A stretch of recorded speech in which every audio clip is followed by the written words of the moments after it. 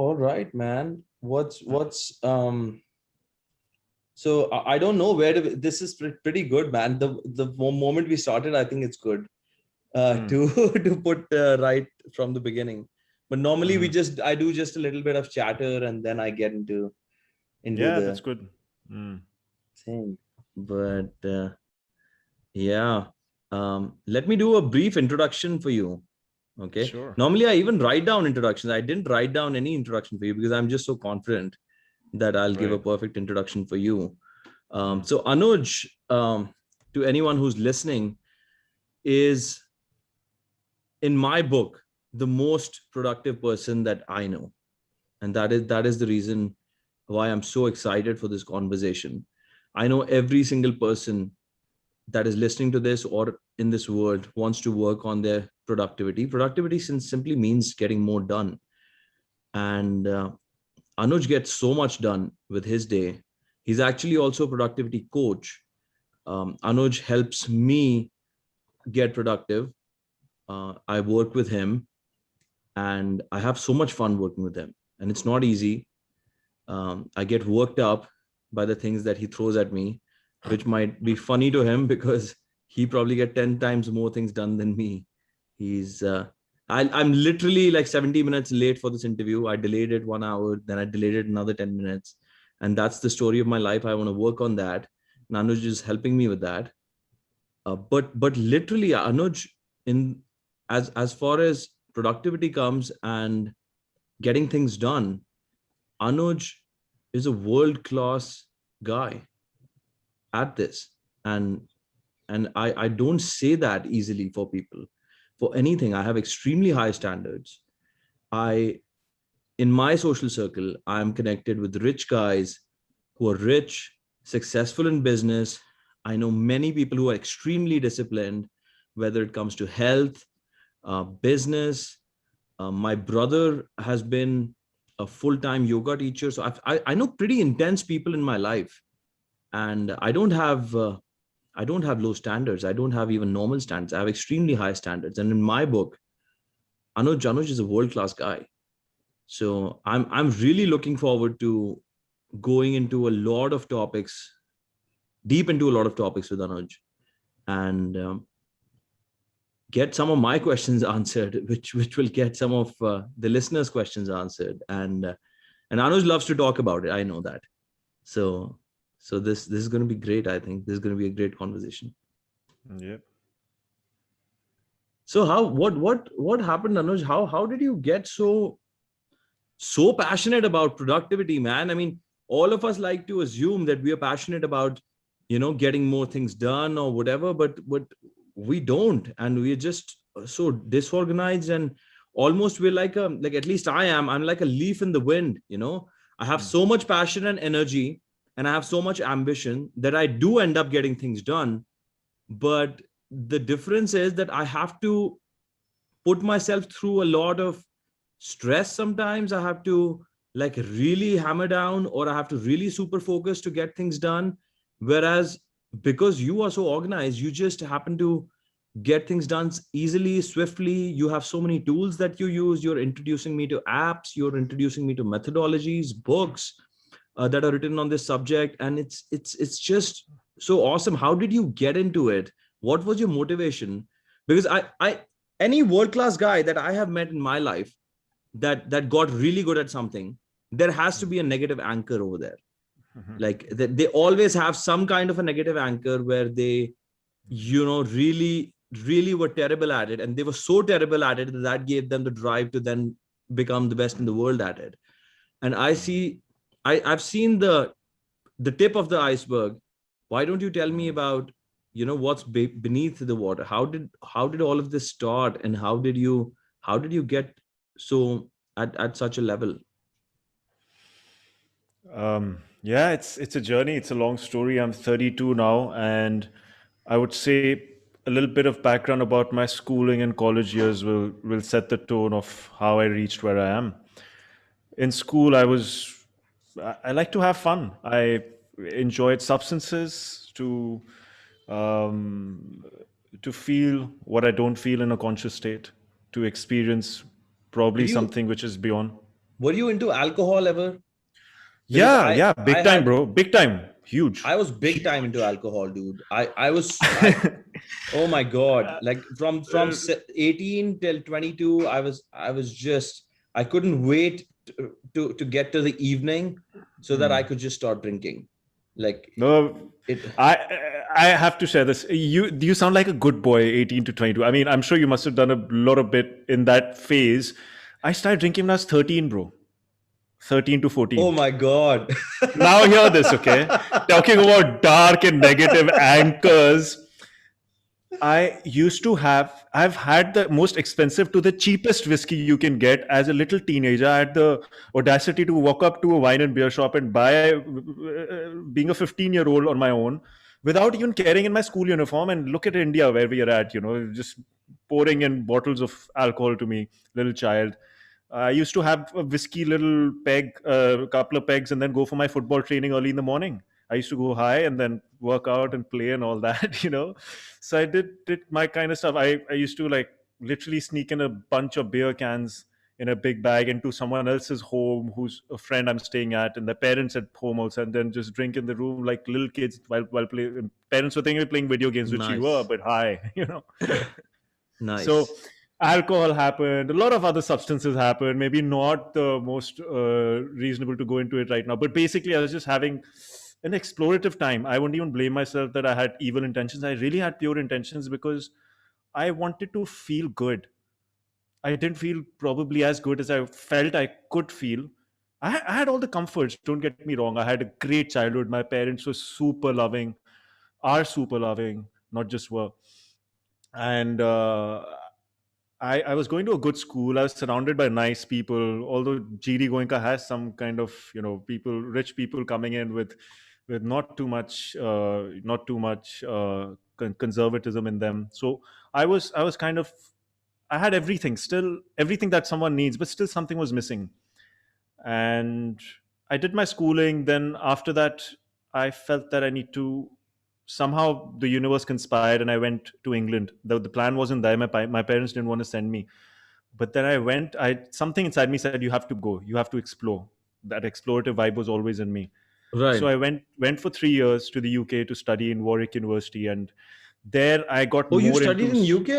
I didn't know that. That's yeah, crazy. spent 3 years there. And such a beautiful place. That's where I feel I had my first connection with nature. It was like Mhm. this big campus with lots of lakes and mini forests and um, ducks, and just good air, good weather. I like the cold just like you. Right. So I spent 3 years there. I didn't learn much. I did accountancy and finance on paper, but I don't feel I learned a lot technically there. But I just found some calm and peace on living on my own, without the distractions or the over engagement and overstimulation that Delhi would offer. So that was the golden period where I started to really know who I am and get in touch with it. I mean, I wouldn't say I was meditating, but that silence was automatically getting me into that meditative vibe. And I kind of became a little less social. In school, I was really social. I was like, hanging out with people all the time. Even I need to go to spend night with my friends' homes. I didn't want to be alone at all. I don't know why, but I Hmm. just I just like people. I had a lot of friends in school, but in university, I had a small bunch of friends. I was just on my own. I started smoking a lot of marijuana there, and that did I something to me. never, That I never, dude, I never enjoyed marijuana. I don't know why. Like, and you're a guy that really enjoys marijuana, right? Like Yeah, you yeah, enjoy, you don't enjoyed. smoke anymore. Yeah, Yeah. yeah, no, no. But like all marijuana did for me is just made me sleepy, which actually Mm, helped me at some point in my life because there was a point in my life when I used to play so much poker. I used to gamble so much that my mm, brain became so active that I couldn't sleep. mm, I literally mm, couldn't sleep. So either I had mm, to drink myself to sleep, but then mm, that was very destructive. I would have a headache the next day. So marijuana mm, worked purpose perfectly because I would just smoke and then I would just mm, sleep and I would wake up mm, fresh. In like 6, 7 mm. hours, I would wake up fresh. Did Yeah. you have that effect with marijuana or no? I think there were variables involved. I don't know how your diet and other patterns were going, but my diet was terrible. So I feel these also other things play a role. I mean, I was just very carb heavy, just Mm. eating a lot of I, carbs, bread. I I was love sugar bread. heavy, too much sugar. I was having too Me much sugar too. I in mean, when I say university. carbs, obviously sugar goes without Okay. saying. Fucking desserts and the Yeah, whole thing. yeah, I still love desserts, man. I yeah. actually have a pretty good knowledge of nutrition and all that, but I just can't keep my hands off desserts.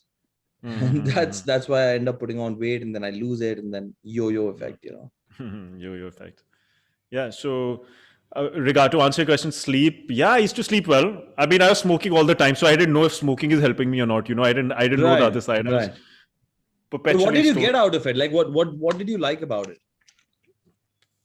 What did I like about it? I have to dial back to a point. The first time I smoked, um, I just realized that I was creating artificial pressures in my mind, which I wasn't aware of. Especially Hmm. when I had a lot of fears. Like, Okay. one big fear was for me to not stay out till late at night. I really had to sing. I used to sneak out at night. I used to be so fearful. Ki, what if my people find out at home, or I'm doing something really wrong at 2 a.m. on the streets and my parents don't know I'm out, or stuff like that. So, um, yeah, a lot of guilt melted, unnecessary guilt for no reason. Just being a nice person at heart at large, doing a few things here and there. But that guilt was just over amplified in my head. I never Hmm. expressed it to anyone. I was trying to be the cool guy who doesn't care, but internally I was just heavy with guilt. I felt I'm doing something wrong. I can't even define what that guilt was. It was just this heavy sinking feeling. Smoking just made me relax, and not relax in a physical sense That that makes sense. It does make you I was relaxed, man. It does. And that's probably also why you ate a lot of junk food, because I don't know yeah. why I don't identify with you as like a big foodie or whatever. Like not like a junk food person, but I think this the pot was doing that to you, because you Yeah. get the munchies and then you start eating and then you build up an appetite. Hmm. Just like the more you eat, then the next day the more. But I never remember you as overweight, man. Like you were No, always I skinny. wasn't overweight. I wasn't overweight, but I think I was low on muscle mass. So it Right. was just, it doesn't matter how big or small you're, right? It's about how much lean muscle you have, what your BMR is like, and all that. Right. I wasn't, I was slightly overweight. I was 20 kgs above what I am now. I was around What are you 190. saying? Really? Yeah, yeah. There was a phase when we didn't meet in the middle, and that's when I put on way more weight. And then, Ah, yeah, we'll come to that. That was a journey. So, I huh. used to eat a lot of stupid stuff and smoke a lot of pot. Occasionally drink. So what smoking pot did was made me a little more intuitive and to myself, and connecting with myself in different ways, which I wasn't before, and cut me out from all the alcohol and parties and all that somehow naturally. There's no Right. external circumstance that led me to that. I used to just enjoy being with myself, watching a few documentaries, You used to playing a smoke lot of alone? poker. No, no, no. I had friends mostly, but sometimes alone also. I feel it's nice to smoke alone. I think it's a I good used thing. to I know drink people. alone. I used to love it. And I I did the think. same. You spoke about Mm, documentaries. I used to watch interviews of people right. that I wanted to be like. And but then I Mm, just used to drink and then watch it. I loved it. mm. I used to watch conspiracy videos a lot. That was kind of like my thing. Stuff about what's happening in the world, and just understanding history, a lot on history, archaeology, studying about who we are, why we're here, and how we landed up here, and the details involved What there. era did you study in history? Like different parts or like which. Throughout thousands of years to a couple of 100 years, random, sporadic. There's no method to that madness, I'm but I very just. interested to learn about Alexander. I feel like I don't Okay. know enough about him because Hmm. the guy that trained Alexander, what was his name? Plato, was he? The I'm not guy. sure. So there was three sage, like not sages, but like basically thinkers, right? So there is Philosophers, yeah, I think. yeah, philosophers. So there was someone, I think it was Socrates that trained Plato, and then Plato trained one more guy that trained Alexander, like everything he knew. Basically, that's how the Mm, cycle goes. I mm. You're good at this. Why don't you look this up? Like I'm looking you'll. it up. Yeah, it's insane. Like it's really good. So I'm really interested to learn about Alexander, and then I want to learn about his teacher, and then the two teachers. I think everything Aristotle leads back to, yeah, Aristotle. That's it. That's it. mentored Aristotle. Alexander. Plato mentored Aristotle in philosophy and in Macedonian village of Mysa. Okay, Yeah. You interesting. know what Alexander did, right? Not too much in detail. I haven't looked into So Alexander I'll much. just give you a basic idea of Sure. so Socrates trained Plato. Okay, so Mm, Plato mm, studied with Socrates, and Socrates is mm. known as one of the greatest philosophers of all time. Um, so he Plato was his student. Then Plato trained Aristotle. Aristotle actually taught Alexander, and Alexander at the time conquered the whole known world in Yeah, like yeah, yeah. 12 years. Mm, mm, So he started when he was like 18, okay? mm, And then mm, by 2930, he had conquered the known world, which is all this landmass of India, China, and all this area. mm. And that's what they thought the world was at the time. So he conquered all of that. And then at 32, he died. And then you know about the famous thing that he did, right? He said, keep my hands out of the coffin when you take me, because he Mm. realized what a waste of life his was. Yeah, yeah. I Because heard this. Yeah, yeah. Now I remember. Yeah, yeah, something that. he Yeah. said, let the people see that the greatest king of all time left empty-handed. So it doesn't matter how much you conquer. It's only Osho का एक quote है इसमें. Do you know? This is one of my favorite quotes. Mm, Osho ने कहा, कुछ ले जा तो नहीं सकोगे तुम, mm, दे जा सकते हो, जो दे mm, जा सकते हो वही ले जा mm. सकते हो. Wow, nice one. You Good one. Yeah. understand? Yeah, yeah, yeah. We'll, Absolutely. we're gonna have the editor translate it. I have one of my friends Yeah. who's going to translate it exactly. I don't want to ruin it right now by saying it in Mm, English, but we're gonna subtitle it mm, and put it. This is beautiful. So that's what he realized, that I conquered everything, but I didn't mm, give anything to the world. So mm, the mm, conquering, that was one of his tragedies in his heart and his mind. He was like, I just conquered, and that was mm, so mm. meaningless. I wish I did more meaningful things. You Yeah. know what I mean? I'll blow your Yeah. mind with something about Alexander that I know of. My Okay. ancestors and all of the ancestors of the Punjabis in Delhi, like Sanis, Chaddas, Right. Bhaseens, Anands, all these common surnames you find in Delhi, they used to Right. belong to a clan called Khukrain clan. Khukrain was like this warrior clan, and Alexander came and defeated this clan to enter India. So in a Oh, way, really? my great grandparents or something were a part of the war that happened between Alexander the Great and Porus. He was a Okay. king that Alexander defeated. Porus. Puru. We used to call in our language Puru.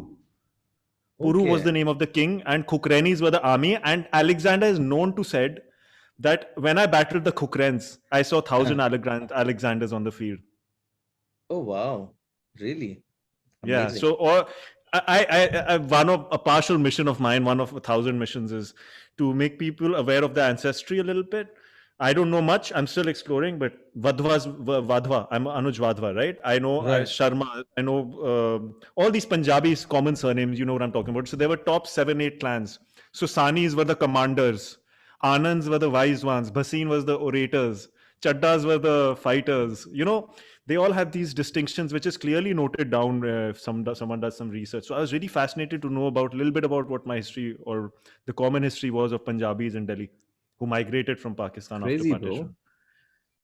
You know why Alexander, uh, I'm so interested to learn about him is because I relate to him a lot. So Mhm. he wanted to conquer, and the way to conquer at that time was to kill people and just take their land. Mhm. The way to conquer today is through business It's poker. and through Not money. to- Rake it in. So yeah, the way to conquer today is to get the net worth and then get the power and all that. And I have a massive passion for ambition like that. So I kind of want to conquer the world, the way he did, in the way that it is done today. But then I wonder whether at the end of my life, will I regret it? The way he did. So I would like to study what he did first, and then what he thought and what he realized. The same happened with Marcus Aurelius, by the way. Have you seen The Gladiator? No.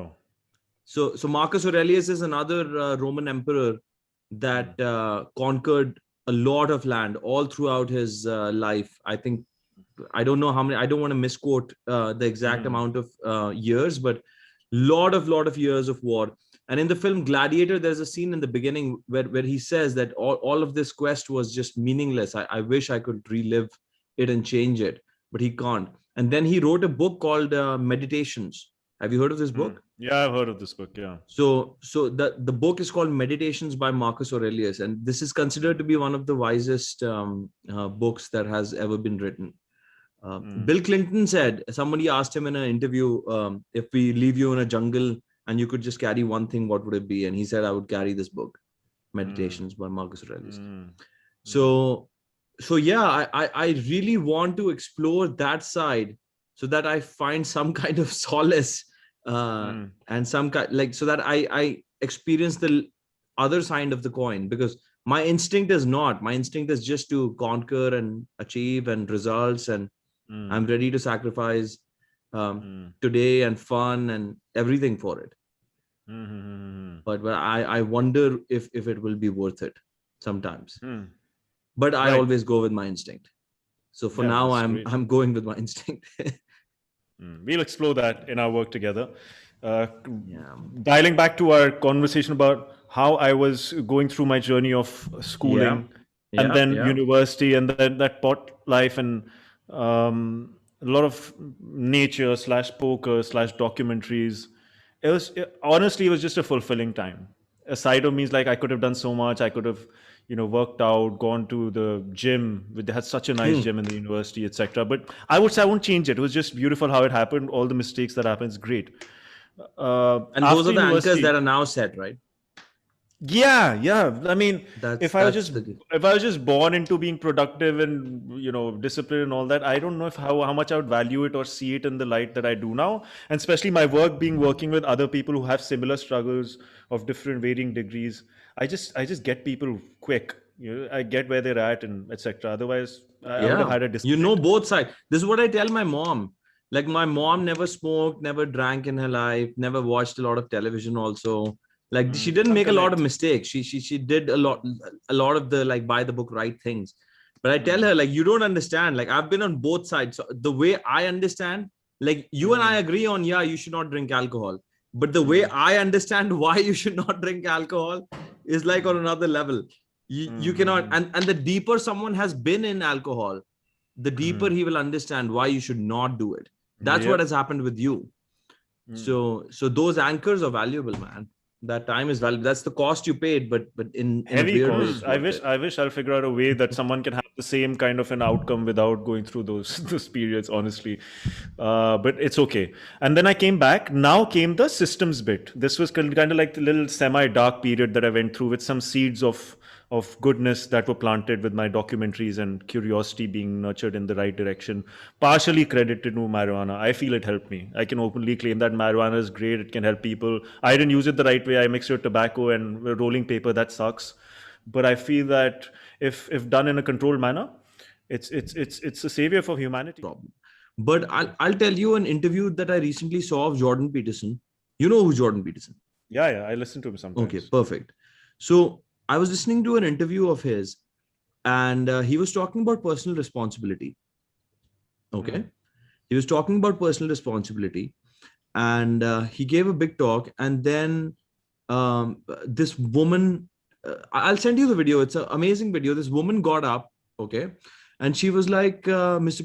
Peterson, you talk about personal responsibility and you talk about cleaning your room. And, frankly, we have much better problems to deal with. I mean, the environment is getting destroyed, and the world is going to come to, like, I'm exaggerating obviously right now, but she basically was trying to say that, like, there are so many bigger problems, and the greenhouse gases and the environment and the ice caps are melting and all of these things, right? And the government is not doing anything about it. And what do you have to say about this? Just clean your room cannot be the answer. What do you have to say about this?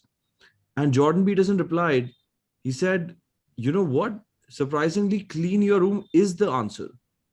That is what the answer is. Clean your room is a metaphor for taking personal responsibility. Then he said that people, what they like to do is they like to blame outside circumstances in order to avoid personal responsibility. Now, Anuj, obviously, out of all people, I'm not saying you are doing that. I mean, of all people, I know you're one of the most productive and persons that take personal responsibility. But I feel like a lot of where the research comes from, or like, do you think it's a lot about just avoiding responsibility? Yeah, Because yeah, a lot absolutely. of people, because this woman that then I looked at the woman that had um, that had stood up and asked this question. She was overweight. She was like, I looked at what clothes she was wearing. Right. She probably was not, she didn't have her money right. Like, there's probably Mm-hmm. so many things in her own life that she could fix, but she's obsessing about reading all these reports, or obsessing about what the environment is doing, and we need to do something about this. Like, so this is where I stand. Like, I'm like, okay, there might be a problem with the environment and with the fruits and vegetables. Okay, but do I have any idea how to fix that? Maybe not. But can I clean my room and fix my life? Maybe yes. So let's fix that first, and then think about the environment. I mean, if you are, Barack Obama, and you're the president of America, and you've done all the things right in your life, or someone like that, like some kind of a political leader, or some kind of a business leader like Bill Gates or something like that, now he's way past his personal responsibility. He's just has such a big bank. And there's many people like that. I'm not saying it's just Bill Gates. I mean, a guy that has like $100 million, maybe he can think about the environment, because he has his Yeah. personal responsibilities, in order. All his family is taken care of, his community is taken care of, he's giving money to the charity, he's doing so many things that now he can afford to think about the environment. But people who are, just like, I don't like it when people who are just broke, and a lot of the people, they smoke pot, and then they're just sitting and talking about the environment, or like, this is the political policies that should happen and that should happen. And I was sitting one day and I thought to myself, Anuj, I'm not interested in politics. A lot of the times, if you ask me, even who's the chief minister of Punjab, for example, I might not know that. Okay, I really might not know that. But you know what I know? What I know is how much I weighed last, like yesterday, what I ate yesterday, how many calories I ate yesterday. I know that. I worked out yesterday. Like, basic things that are related to personal responsibility, I try to do that. And I do that better than most people. So I think that brings more value to me, and also to people around me, than to obsess over the environment. Obviously, I want to hear your perspective on it, because you have gone deep inside it. But that's this is a point that I wanted to make about what Peterson was saying over there, that forget about the environment, first fix your life. And because that's something you can fix. The environment problem, if you can't, if you're not able to solve your weight problem, then the climate problem, like, please leave it to better people. you know that's what I feel like. And that's what I do. I'm like, okay, that I don't know how to solve that problem, so I'm not going to touch it. I don't know how to cure cancer, so I'm not going near it. But I can solve, I'm going to go after problems that I can solve. Does that make sense? Yeah, we're on the same page, bro. You said exactly what I would like to say, and that's what I'm doing. When I found out about, I never signed petitions, or I never go to protests, or I never do any of this shit to actually blame a government or a person or someone else. I literally don't do it. Not just say it. I don't participate in any of those activities. I only focus on how can I be better today. That's why I'm a habit slash productivity slash circadian rhythm slash body clock coach, whatever you call it. I'm just a coach who wants to help people Yes, and yes. myself to begin with. I became a coach so that I can be the best version of myself and help others to begin with. So I'm a very selfish person. Dalai Lama said this. I'm paraphrasing. I don't remember the exact words. That if you want to be selfish, but be intelligently selfish. Be good to yourself. Be good to others is in your own benefit. Just understand that and be selfish. Very beautifully. He gave us such a good definition of selfishness. And he's like, I'm the most selfish person in the world, and people call me the most selfless because I know how to be selfish. So amazing. So my point to you is, yes, we need to fix our life, and we need to fix our life in all ways. What did I find out when, okay, the vegetables are polluted? I wasn't just posting on Facebook, vegetables are polluted, we are doomed. I went to my farm that my family was already holding, where there was just Right. grass growing or it was wild. I said, I don't even know, just like you, if this problem exists, I just want to grow a vegetable and see how it is. I thought, let's just do that. Let's not care about saving the world. That's Let's so just interesting to me, first love man. that subject. I would Let's find it touch the so soil. I Let's would bloody find it bathe in that soil. Let's I let's would lie down under an open sky, actually feel nature, and let nature tell you what the problems are, what the solutions are. Let it happen, and you become the conduit or the vessel, and Dude, just I'm don't. so disconnected with what you're saying. Like literally, like it's fascinating to me just to hear it, but Mm. it's like I have no desire whatsoever to lay on the soil. I just No, want to make money, man. I, laying on the soil is related to making money. We'll get to that later, much later. okay. I'll try my best to finish my story so that we can achieve that motive, and I'll get a serotonin boost that we did at Ask. So, coming Okay. back to that point where I was shown that movie Into the Wild, and I was Yeah, Into the Wild. Okay. proposed by my friend that let's go on a boat and write a book for a For a year, year. whatever we For a feel year. like. I called up my dad That's that moment. insane, man. Yeah. पापा मैं आज से office नहीं आऊंगा मैं जा रहा हूँ एक साल English, पता नहीं कितने English, साल के English. oh sorry okay I'll say in Hindi and I'll tell you what I say in English Okay. also because the flavors were in Hindi Okay. मैं आज से Okay. ऑफिस नहीं आऊंगा मैं कहीं जा रहा हूँ पता नहीं कब वापस आऊंगा मेरे को नहीं रोक सकता मैंने सोच लिया in other word in English I've decided for a year that I'm going to This go is you or saying to your maybe more. dad. This is you Yeah, I saying to called your him at that dad. moment. It was around 10 Okay. a.m. that time. I was doing that stuff in the morning with my friend, and it was 10 a.m. Finally, I was like, now I'm going. I called him up. I was like, I'm not coming to office today, first of all, Yeah. because I had that semi guilt that man, I have to reach office at 10 a.m. and do the stuff that I don't like to do to live in a world that I don't like to live in. So I called him and told him, I'm not coming today. I'm leaving the city. I don't know where I'm going. I don't know what I'm going to do, but I'm just going today. So just be prepared. I did this action out of just fear and anxiety. How will I tell my dad? Like, let's just do it right now out of fear. So that I'm done with it. And anyways, there was a lot of trauma happening at his end, blah, blah, blah.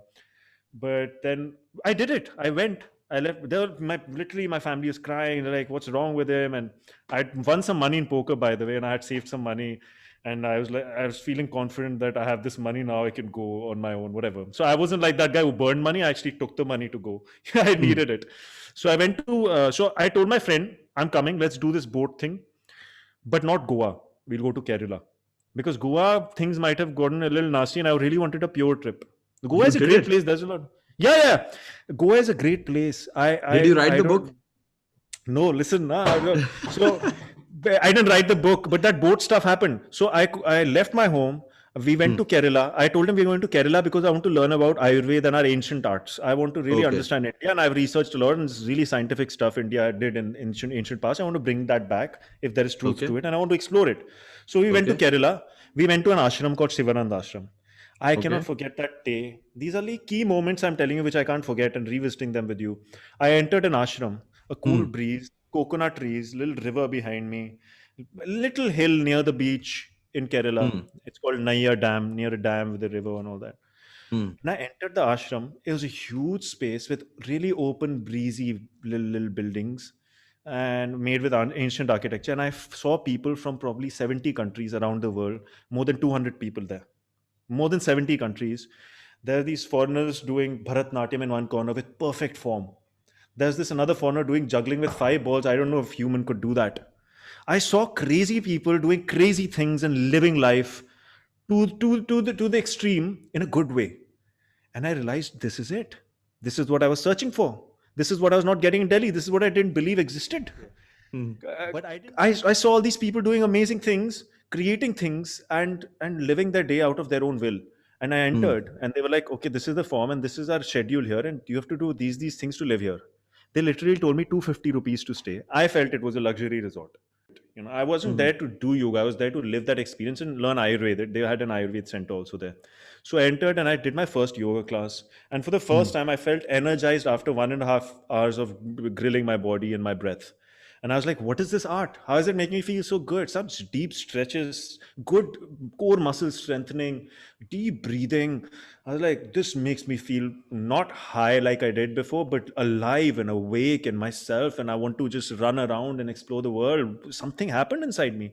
I started seeing more colors and I started just enjoying the company around, more laughter. Everything was just the best. Heaven, bro. Heaven, basically, heaven on earth. I walked out of that class and I decided I'm never going to stop doing yoga for the rest of my life.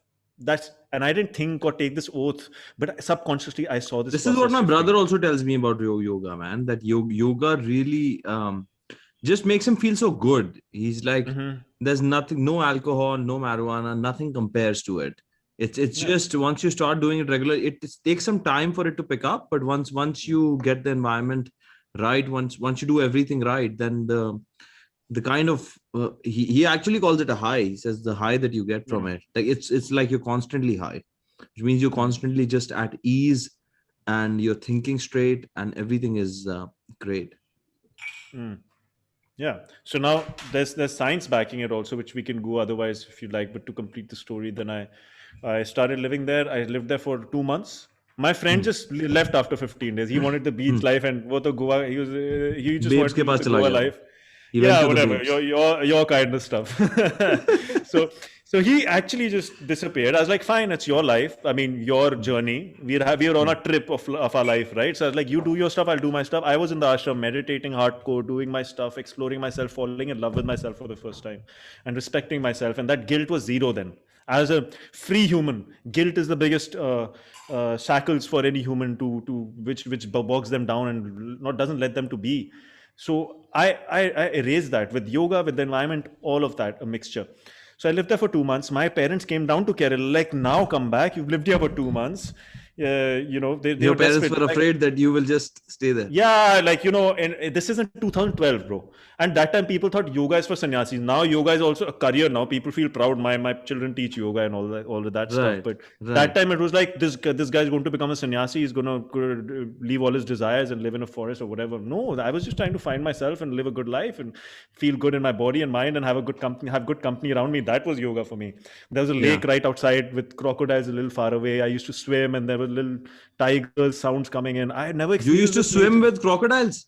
No, no, they were far away. But to feel cool, I used to call up my friends, say I was swimming with crocodiles today. I wasn't, but I just heard people say far away. There's some crocodiles around in this little lake. But anyways, that's Bro, just I wouldn't go fascinating. in the lake even if they said that the crocodiles were far I away. saw a lot of people swimming every day, and then I did my groundwork. I went to people, locals, asked them, "Has anyone been caught?" They're Dude, like, "No, for years nobody's been caught," and all that. But there are crocodiles there, so I used to swim in the lake. I have a oh blast. my I've never God, lived like dude. that, and then I realized this vibe is going to stay with me forever. And then I told my parents, okay, one more ashram I want to do, then I'll come back. I Hmm. got charged. I was like, I can live anywhere and I just know what to do now without substances, just be happy. So I went Hmm. to a university called Vedanta University, which is like all about Gyan Yoga, knowledge of Vedas. Okay. So they sit and study all day. I was like, interesting. So it's in Lonavala, near between Pune and Mumbai, someplace. I lived there for a few weeks, and then I went to Goa. Probably I had some urges left, and I went to Goa, played poker for a week, and came back to Delhi. So the I was only like, sin that you indulged in was poker. yeah, yeah, I was Okay. missing it. I was like, nah, I'm so happy. I'm living my life. What would it be like to play poker as a nice, sorted human being? So I was like, let's experience that. So I went Yeah. to Goa, played poker for a bit. Did you I was like, win? no. Yeah, I won some money. Yeah, Okay. not too much. I won some money, had a good time, and I did my usual yoga stuff. I didn't play too much poker. And then I came back to Delhi. And in Delhi, also, when I came back, I was all about yoga, finding yoga centers, this is blah, blah, blah. So happy ending seems like no. It was a happy start for me. The only Okay. thing that was bogging me down was money. Subconsciously, I also used to run to poker was so that Yeah. I can have quick money, so that I can live this lifestyle. Even 250 rupees or some rupees, I need to have Yeah. that in my pocket. So subconsciously, I never accepted. I was like, I don't need money. I'm in the yoga world. I meet a lot of people who have Yeah. this negative thing But about that money. was missing. Yeah. That was missing. And I was sitting at that same friend's house. His name is Hmm. Chetan, with whom I went on that boat trip. In his home, a little off, like, I don't know what to do. My parents are still coming, tell me to come to office. I like my yoga stuff in the morning, but what should I do for the rest of the day? And how do I get money for my desires? I wasn't talking this to him, but subconsciously we were running and we were talking about this sometimes. So a call came to me, another Hmm. key moment, like the Hmm. ashram moment or the accident moment. This call completely shook my life. Hmm. Hi, sir. Would you like to run your business operations, working one day in a week and doubling your profits in the next 6 months? Who would ever even think of this in their wildest dreams? People don't know how to Repeat dream. that. Repeat that slowly. Hi, Random sir. call. This is a Random telecaller. call. Okay. Random call. No, later on they Telecaller. told me someone gave me your number. I don't know who that mystery angel was. It was an angel. I'm telling you. They said they Okay. never do spam calls. They somehow got my number, and I don't know who still date. So if anyone who's watching Okay. this and gave my number to this agency, please call me. I'll make sure you get rich also with me. So Okay. I got a call saying, "Hi, sir. Would you like to run your operations of your Hmm. business, working one day in a week and double your profits in the next 6 months?" Wow. That I is a was, promise, dude. that's a pitch. That I was like, is where do I have to come? I'm coming. So I went to a workshop. I didn't know. I thought a little room with two, three people explaining me something. There were actually like 50 to 100 people, like a mini auditorium with this really good aura guy, little big ponytail, specs, strong guy, comes on the stage and just enamors everyone with his vibe. And everyone is like all him. And he was some guy who's worked in Tata consultancy in corporate. And he's like, I'm not into corporates. And he's a man who creates systems for companies, right? He what's has a his name? 6 month Rahul Jain. Rahul Jain. Okay. Yeah, You he's like told a me very about him. famous. I Yeah, forget his name, but okay. Rahul Jain. Okay, he's one that's of the biggest coaches in India now. He's coached businesses, more than 15,000 businesses with any revenues he anywhere between figured 10 out his crore. method on his own, or he was No, influenced by some. Okay. no, many common people that you are influenced by also. So he Okay. traveled around the world, did the Zig most Ziglar, expensive Brian workshops. Tracy. He Yeah. did the Tony Robbins, Brian Tracy, typical stuff. You know the stuff, right? Okay. He got all the basic knowledge which India nobody knew about. I'm talking 5 years ago. By the way, Still these nobody knows. Tony Robbins, these guys are also not original. Huh? Jack Canfield, all these guys, they took it Absolutely. from Jim Rohn, Zig Jim Rohn. Ziglar. Yeah, yeah, yeah. Yeah, a Anyway, they lot add of their them. flavor. Okay. It's nice to learn from Yeah. them. They add their flavor. They're live. Obviously, It's nice man. to have a Yeah, yeah, live yeah, mentor. But I see yeah, your yeah, point. We should always give credit to the originals and mention their name yeah, while talking. yeah, So yeah, yeah. they should be kept alive. Jim Yeah. Rohn, I listen to a lot also still. He's So, awesome. Jim Rohn is one of the best speakers that you how can do you listen pronounce to. it? Jim Rohn. Jim Rohn. Yeah. Jim Rohn. Rohn. Okay. You guys can go on YouTube and listen to his Please listen to talks. him, everyone. Yeah. Amazing. And to add to this, you're pitching everyone to listen to Jim Rohn. He'll have the 2 hour videos and then the 10-minute stuff that new age people are doing. Listen to the Yeah. 2 hours without shaking your hands or being jittery. Just sit in one place silently and listen to the 2 hours in one Yeah. go. So It's go for that amazing. hard grind for Jim Rohn, just Amazing. blindly. Anyway, so Rahul Jain was mentored, trained by around people around the world. Then he had his Indian working experience. So he tweaked all those principles as per the Indian standards and Indian environmental factors. Right. Right. So he pitched everyone, he made everyone do exercise about their business, their potential, how much they can grow, opened their mind, told them about systems. It was just his pitches like he sells every time. And in the end, he says, 6 months course, you pay me this much. Within the 3 months, if you don't like my service, take your money back home and keep the knowledge for free. Who will say Right. no to that? Right. Right. So I went back home. I went to my father, who's had this experience of this guy coming from university doing his little weird lifestyle of alcohol and all that. Of course, he knew I was doing this alcohol stuff. He met me a couple of times drunk and he wasn't happy with it, like any parent. And then he saw my face from yoga and going to ashram. He was just like, what is this guy and what is happening? Imagine what must be happening for him. You know, he's a normal Right. guy in Delhi and this weird kid doing abnormal shit. I went to him with all this background and this baggage in his head. And I was like, I'll come to your office from tomorrow. I'm going to kill it. I mean, in my own words, in our Yeah, usual yeah. language at home. Oh my God, dream come true for him. Yeah. He had, unicorns in his mind running around like, oh my God, some shit is getting real. And he could really make out my eyes, I mean it. I said, but you have to come for one meeting with me. I probably in his mind, he said, take me for 100 meetings, yeah, for this, let's do it. Yeah. He Yeah. went for that one meeting. He was a little uptight and like little business guy. He's like, who's going to teach me business? Where has Anuj got me to this office? He started judging. Why is it on the first floor? Couldn't they buy a whole building if they were rich and all that? Yeah. So, but after that 1 hour meeting, the charm of Rahul Jain, my dad was like, please, what is the systems and teach us also we want to do. So he is convinced. Rahul Jain convinces everyone, the toughest of cookies like my father. Can you elaborate a little bit on systems?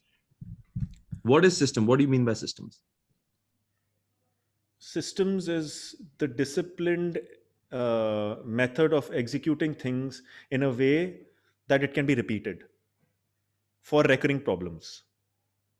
Any recurring problem that happens to you every day, if you come at it and find newer solutions every day or tackle the same problem with yourself without delegating it well, you don't have systems. But if you have recurring problems coming in every day which have the same nature and you form a system, spend extra time on that one day, solve it for life, and you'll never have to visit again, is systems. Is solving recurring problems with tested solutions for that. So this is what you're teaching me right now. This is what Yeah. me and Anuj are working. I just made you repeat it for the listener. Systems is what Anuj introduced to me, and I used to get a lot done, but the problem with that is that I used to be doing a lot as well to get a lot done. And Anuj made that distinction for me that you don't have to be doing everything. in order to Mm. get things done. Mm. And it's actually very limiting if you are doing things to get things done, because if you are doing it, then you only Mm. have limited energy.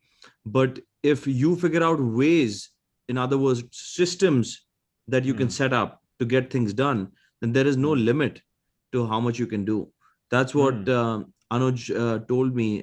Bezos has done, right?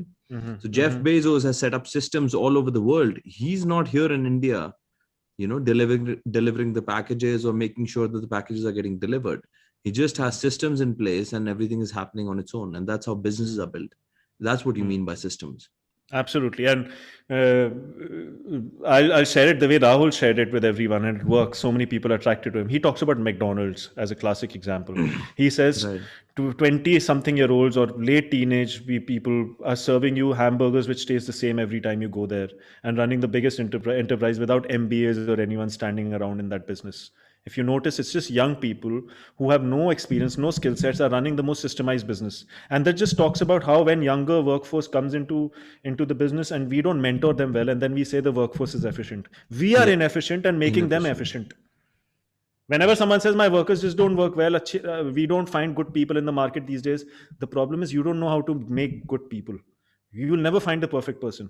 You'll find the almost perfect person. You have to tweak them. You don't need to know the art of delegation, but I would also say psychology, behavioral science, and habits, because even working is a habit. And if you know how to do habits, manage your habits, you can manage the habits of your workers and you can get excellence out of them, right? So this is what systems is. And I got this call and I was excited. I went for the workshop, and after the workshop I went to my dad, took him, he said I'll do the systems. We both joined the course. After 1 month my dad dropped out. He's like, he's great, but I can't change myself the way he's telling me. I finished the course, I applied it to the T in my father's factory. Systems came about, my father saw the results, he was relieved of many of his duties. It wasn't perfect, but a Right. lot of his duties were relieved, and there was a team running, and things were happening on his own, if it out of his habits, not because he was needed in the business too much, right? And we got results out of this. It was really a grind. I learned a lot in that experience. I run a company with more than 100 people for over 2 years, going every day. I was never committed. I used to sit. There was a rule in Rahul Jain's course: you have to reach office at 8 a.m. 8 a.m. Okay. I'd never woken up. I used to reach my office at 8 a.m. My breakfast was served to me on my desk at my office. That's kind of commitment I showed every day with my executive assistant that I hired, which is the second thing. There are 4 pillars of Rahul Jain. So he makes you hire an assistant. She used to serve me my breakfast every morning at 8 a.m. on my desk at the same time, so that there were no blockers for me to go to work on time. I got everything managed in systems so that I make sure I follow the rituals. I used to go at 8. I used to stay till 5, 6, which is enough for me as a newbie who was just sitting, and if you remember, just doing yoga and nothing in life. Rahul Jain put that vigor in me. He started a spark of systems and everything that I stand for now. And I was doing the business well. I was making systems, I was documenting, I was learning tech while doing it all on my own. And Rahul had made a small community, so I used to go when I used to have challenges with another 100 business owners who were like me, going through this journey of all age groups, Mhm. all brackets, all genders, no stereotypical people, all kind of people, Right. right? So after 2 years, I did some maths with my dad, and we saw that despite the systems and everything, we're not making the most amount of money we can, because Right. garment export is a dying business in Delhi. What is happening is Okay. labor prices are going up. There's a lot of efficiency coming in from China, Bangladesh, and other countries. Right. We just realized that no matter what systems we put, it's not a good business model to run a manufacturing unit in Delhi, like many other garment exporters I spoke to, who were my peers and my elders and seniors in that business. And Right. they all said, yeah, the money is gone in 1990s and to early 2000s. What you used to earn, not even peanuts now. You're working at a margin of 50%, you come down to 5%. You're barely covering costs, right? Right. So I said, I know the system stuff. I learned a lot, but I'm going to step back from this business. I had a choice now, actually, either to set up big units in Bangladesh, Vietnam, or Jharkhand, like many exporters are doing, Right. and really work as a business, because I need lesser labor rates. If I pay 12,000 rupees, I could pay 5,000 and get the same or better job. Just giving you a little details about what my decision making, how Right. I was Right. my Right. decisions. So I had two choices. One was do that. Second was step away and do my own business. I did my calculation and realized this garment export business takes a lot of capital, a lot of input, a lot of resources, a lot of people, which means a lot of complications, Hmm.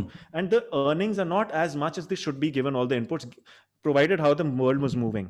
So then In what nine, happened? Your business, you left it, but is it still yeah, working? Is your I father left it and then COVID hit. COVID just stalled the whole fashion destroyed? industry, the factory. So imagine I was at the verge, maybe 1 year before COVID hit or 1.5 years, to take a decision to set up big units, which would have been redundant and made me suffer crores and crores of losses. And we Mhm. saved that. I didn't know COVID was going to hit, but I knew this is a big risk. If some calamity hits or if some things go wrong in this business, you can lose a lot of money. And it turned out to be true. If I was sitting with a lot of idle capacity, I would have blown up crores of rupees, not because of my fault or my systems, but just the environmental factors. What I did was I But decided to make an you had online. finished the business. Did you sell the business? What No, happened? no. So my father didn't scale up. We were planning to scale up. He scaled it down Okay. and kept it limited in that time. Okay. Okay. Yeah. So So bare right now it's still manageable. operational. No, we sold the business off to Okay, another now you person who did. wanted to run it. Okay. Recently, like few months ago, we sold it off, and my dad is the lead of the duties, and I'm facing getting a So lot of now your success in dad my is other ventures. retired. No, No, your he's dad is never retired. retired. He's always engaged. So now, what we did was now we are forming a retreat or a resort in Delhi in Chhatarpur at our farm.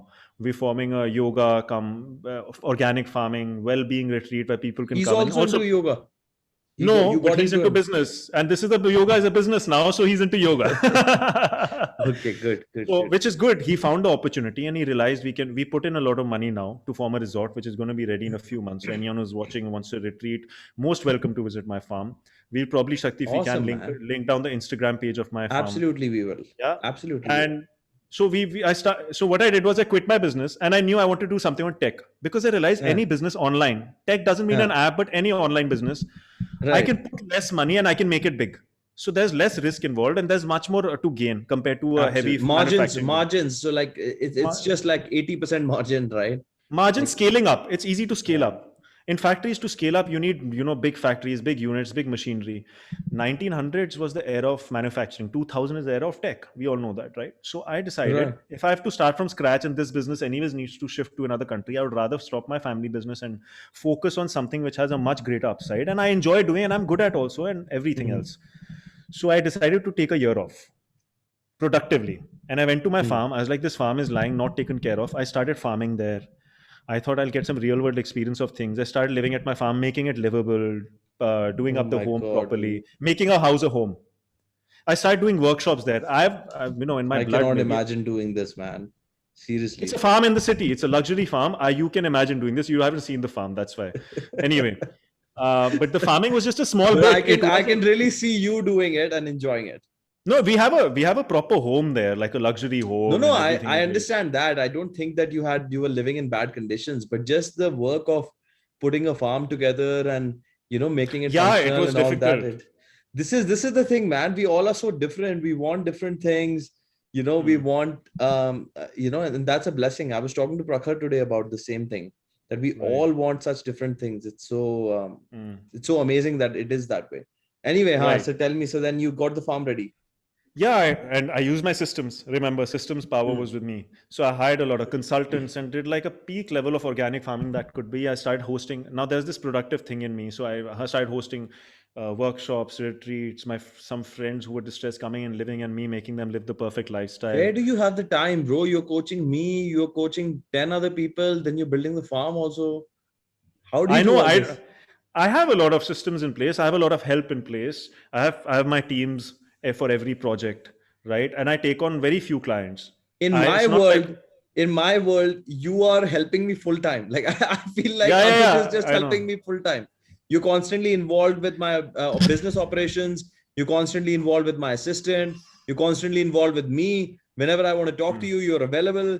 It's insane. It's almost like you're working with me full time. And then you're telling me mm. you have this entire, I'm other just like world that you. you. I'm helping another person who's based in London selling CBD oil almost full time. So I'm doing 4 full-time jobs in a day. I'll tell you how.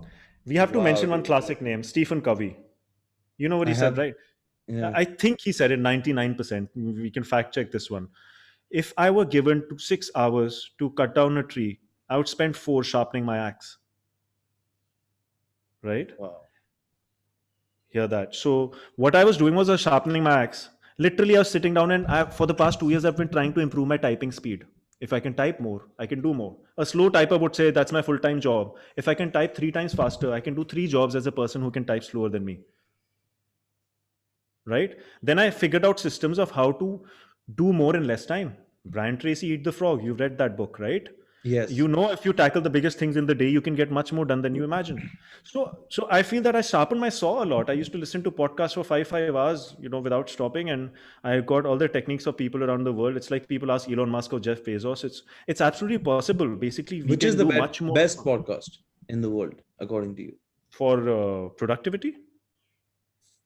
for anything overall? You Which is mean the which podcast that podcast did you episode or get just a most? podcast? Just like generally a podcast that you think is some one podcast that everybody should listen to. So not There productivity, isn't but one. definitely no, not Okay, for then productivity, but you Joe have that Rogan. one. Joe Joe Rogan. Rogan. Yeah, classic, bro. I mean, lately, no, maybe he's going too I much think into politics. not just politics, man. I think he riffs off a lot, and But his he's guests, all the people I follow have been on a guest on his show. Andrew Huberman, or Matthew Walker, the sleep coaches. He gets really Rhonda Patrick. He gets really nice people, and I just get value when they talk. Faraz Zahabi for workouts. He really has. He's one the top MMA coach in the world. So his guests are exceptional, and I personally feel Joe Rogan, at least in olden times, 4 years ago, 3 years ago, when I was really into him, he asked really great questions. he He did. really made his Yeah, questions. I love Joe Rogan. I'm a fan of Joe Rogan. I've been watching his stuff, not all the way, but like probably for the last 3 years or so. Mm-hmm. So, but yeah, but I find it very difficult to listen to him just because his podcasts are so long. So I know. That's why I long that said you have 5 hours. I was listening. I would be yeah, excited. man. I'd be like, why is this 4 hours over? Why couldn't it be 8?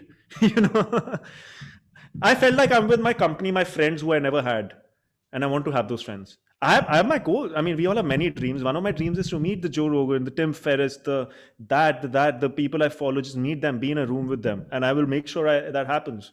So coming back to that point where I was learning a lot of productivity and doing these workshops, organizing really sleek yoga and sound healing workshops and day outs for people in Delhi. They loved it. People have been waiting, when will this open? Lockdown has pushed me forward by 1 year. I would have been ready and functional now. Right. And we're making mud homes, ancient technology of building, by the best mud architect in the world. But this is gonna be like a hotel. Yeah, like a Airbnb, like a wellness retreat, whatever you may call it, but there'll be nice rooms, luxury element. How far good- away is it from the city? 10 minutes from Chhatarpur metro station, which is literally the middle part of Gurgaon and Noida, almost like. That's So true. it's covering all of NCR, and from Chhatarpur metro, you I literally think have it to will go do 10 well, minutes. bro. I think it will really do well because there's I think so too. so much of working population in Gurgaon, and then obviously there's the Delhi. You're not too far from Delhi, and but I think you're going to get a lot of Vasant Kunj, Vasant Vihar, Chhatarpur. yeah, These are really nice you get a areas lot where we of have working targets. population that wants to get into yoga and things like that. You will get a lot of traffic. You should start studying marketing, bro. How to reach these people. You're gonna teach me, and I know marketing actually. I just need one thing. I want Shakti to come there and make a nice video, and that's marketing, isn't it, Shakti? Absolutely, bro. Absolutely, I will marketing. do it. So Absolutely, I will do it. And you should start a podcast related to the topics that you like. That's gonna create a lot of brand awareness, and and you'll have fun, man. Like right now, I don't feel like I'm putting in any work. I'm just having fun with you. And this is a seed that you plant on the internet, and it just grows, man, over time. That's awesome. Powerful, really powerful. It's like buying little stocks, that grow over time. Your podcasts are like little stocks. Stocks of talks, Yeah, stocks of talks, exactly. It's insane. Bro, you mentioned Tim Ferriss. I want to talk about Tim Ferriss, right? We'll come to it. Let me complete to how I reached it, and this Rahul Jain, this timeline from me as a teenager to reaching. Go ahead.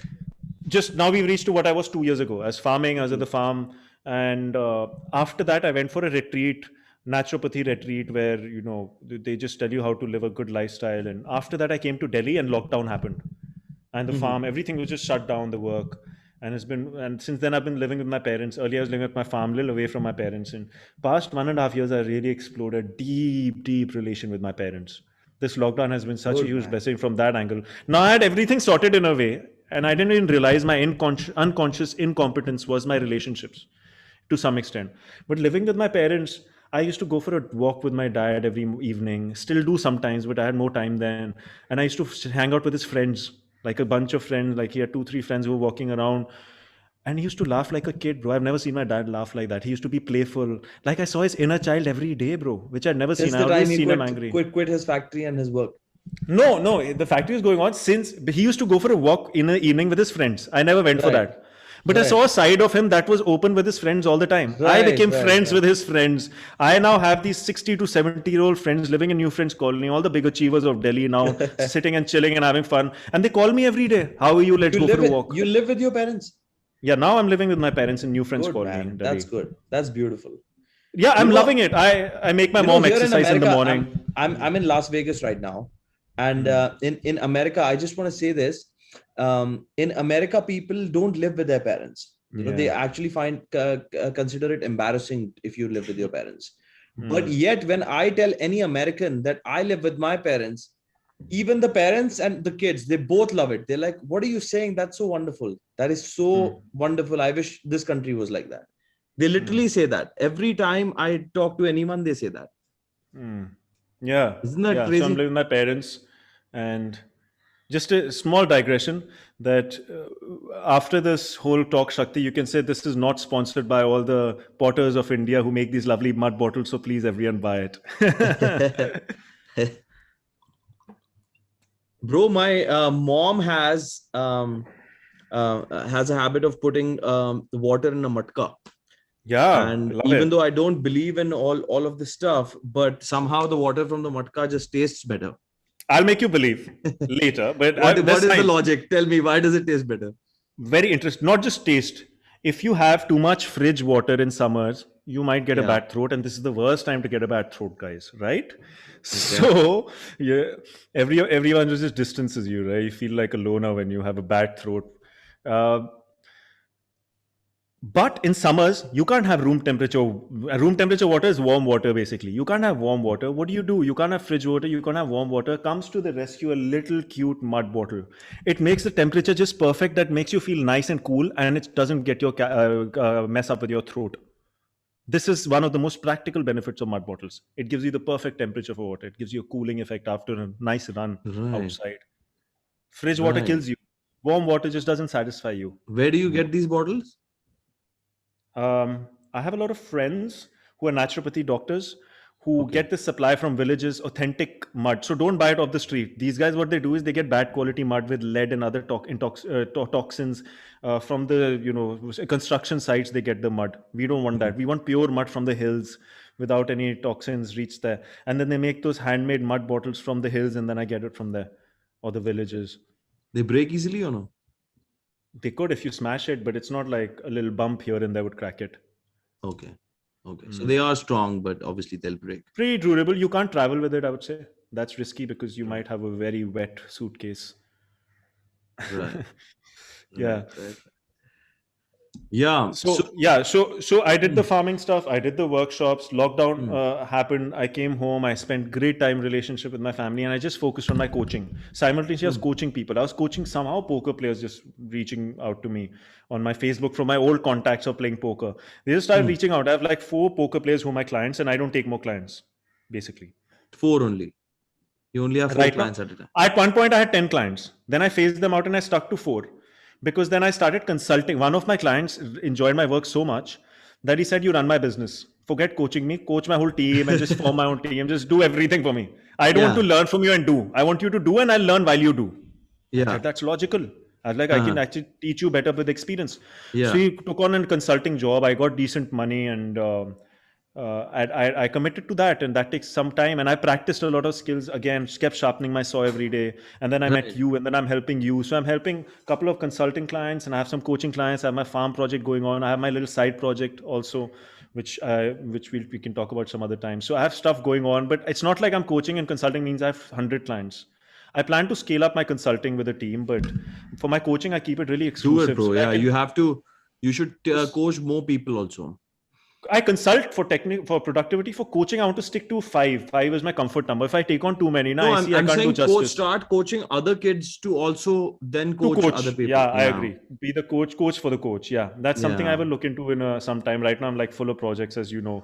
I'm not Right, superhuman. right. I mean, I'm a I efficient want to human. make you a part of my operations, bro. I have a couple of big I'm projects already coming up. right. You are a part of my operation, but I see you as a part of my operation like macro. And I'm planning a couple of very big projects, as you know, you're a part of them. And even if one of them pans out, I mean, there's just going to be so much work that we'll do. And yeah, man. So I, here I I am in my lockdown. I found my gym. I found my little office on my rooftop in my home here. As you can see, this was just nothing but a storage space in my home. I set up my right. little cave, like a farm vibe that I had at my farm. I made it here. All these walls are made of mud and gobar and cow urine, cow dung, for people who don't know Hindi. Don't tell me all that stuff, Cow man. dung, I cow get urine, and creeped mud. out. And no, this is a patented product. It's being exported around the world. Some offices in the White House have this paint because they know that this is non-chemical. Now If Asian I Paints get has come elected out. as the president, I would not put the cow dung, man. The first thing I would get rid of is the cow dung. But I'll be the vice president, bro. So just let's see how that works out. No, I'm joking. So that's how I am. That's how I reached here. And that's how I got inculcated into productivity, yoga, wellness. And of course, without mentioning the legendary book, Atomic Habits, that helped me understand how daily action helps you move, which was the missing element. This was the last missing element I felt. Maybe there are more blind spots. I don't know. Oh, But we'll talk about the atomic habits. I'm very excited, but this has been too much about productivity. Tell me something. I'm very interested about this. It's been in my mind, and you said this. So I asked you a question. Who is one person that really inspired you? And you said Tim Ferriss, right? mm, Tim Ferriss. I really like his warm vibe, and I love him. And I've listened to his podcast. He actually sounds like a pretty nice guy, and he's too uh good. uh yeah, he's good, but he why I wanted to talk about him is because he has kind of a bad reputation because of his attitude of, I mean, I guess saving time and just, enjoying more. And all these guys like, uh, I don't want to take names, but just like a lot of the business coaches are like this Tim Ferriss philosophy of 4 hour work week. Like you can't get anything done in 4 hours a week. Even if you're efficient, you should take that efficiency and then still work like 80 hours a week Mm. so that you get like 550 times more done or 100 times more done. What is the Tim Ferriss philosophy of this 4 hour work week that is and look, I understand if someone wants to work 4 hours a week and just create a decent life for himself and that's possible, that's fine. I mean, they're free to do that. But why do people give him so much of a backlash on trying to just enjoy more or whatever? Like, what Mm. is he misunderstood? Can you correct, because I haven't studied his stuff. I actually have both his books. I have his book 4 hour work week and I have his book Tools of the Titans, but I haven't read it. I haven't read those books, but they are in my library. But I want to know from you, since you have been influenced by him, is he being misunderstood? Mm. So I read a quote again. So many quotes. Sometimes it slips away who said it, but the quote was that uh, if you wanna, yeah, Steve Jobs said it. If you wanna, if you wanna keep everyone happy, don't be a leader. Sell ice cream. Okay. What am I trying to say? Every big personality in the world has naysayers that this guy has this problem, this guy has that problem. Every time there'll be a set of community who doesn't like a person, which is fine because everyone is unique, as you said, and everyone has their ways. What I understood after going deep into researching Tim Ferriss is he never said work 4 hours a week. His book title said 4 hours a week, but he also talks about how to attract people. He catches the weak spots of people. He thinks it's weak to think 4 hours a work week is good, but he sells that on the book to capture them. And once he captures them, then he tells them what is Hmm. work to begin with. Let's explore work. If I'm meditating in the morning and not doing anything, is it work? It is the most important work I did the whole day. The meetings are secondary. I'll tell you why. There's a lot of science coming out that when we give space in our brain of not doing anything, like writing or painting a book, painting just with colors, or taking a walk without listening to a podcast, when we're not productive is when we're the most productive. Because when we have space in our brain, that's when our subconscious neurons start firing and solving problems. The Problem is that with technology, we are over bombarded with so much information and things to do that we are inducted in a cult of activity as productivity and work. My question is, who's setting the definition of work? What I've learned from the most biggest achievers, you know, known presidents taking big decisions, successful decisions, they just go for walks in parks with flowers, and that's where they think. If you see someone walking in a park with flowers, would you say they're working? Like, no, their 4 hour is done, and they're a Tim Ferriss person. They're sitting in the park doing nothing. No, Tim Ferriss tells you what to do in the other hours. He says in 4 hours, just manage the execution bit, your teams and execution, and all the little clerical tasks and firefighting. The rest of the hours in the week, that's the real work that starts. Rahul Jain does the same thing. Circling back to my initial Indian coach, he says working one day in a week, he had a similar pitch as Tim Ferriss, if you can see Yes. the connection. Yes. Right? Yes. He says, first day, one day a week is just to call you people who are greedy to not work. But I will tell you what work is. The rest of the 6 days, you're not going to sit at home. If I make you achieve running your factory or your operations one day a week, you have to promise me that you will do what I tell you for the rest of the 5 or 6 days, so that I can get you to this double your profits in 6 months. And you know what those 5 days is? Selling, marketing, losing the extra weight that you mentioned about, so that you can have more energy that you bring to those Yeah. 4 hours. Just being a nice person. What is Tim? Why do I like Tim Ferriss? He talked about 4 hour work weeks, like have fun. He's not in a club getting smashed every day because he has a 4 hour work week business running. He had a video recently, how to, with his dog, how do I connect with my dog? How do I play a hang drum, which is a new, really crazy music instrument? How do you play the hang drum? So he's telling his viewers who come for productivity how to play the hang drum, because the music helps you think. Ancient Japanese emperors used to listen to music before they made big decisions. What is work is my question, guys. What is work? Work is not doing anything so that you're prepared to do everything. So in other Work words, is you're to, saying work is not the tedious tasks that we bombard ourselves with. Your systems should be working, doing the grunt work on those tasks, Mhm. but you should be thinking about problem solving, high level problem solving, and You putting should be. yourself in environments that will help you do that. I'm going to define a little bit about thinking. We have two types of thinking: conscious thinking and subconscious thinking. We always think that I was thinking this in my subconscious. We always got saying this. So let's Right. define this: conscious, subconscious. We are thinking too much from our conscious, and we are not taking command of thinking from our subconscious. No matter, the most intelligent people are taking antidepressants because they are a slave of their subconscious. The subconscious is a child in the end. That's what I learned from habit coaching.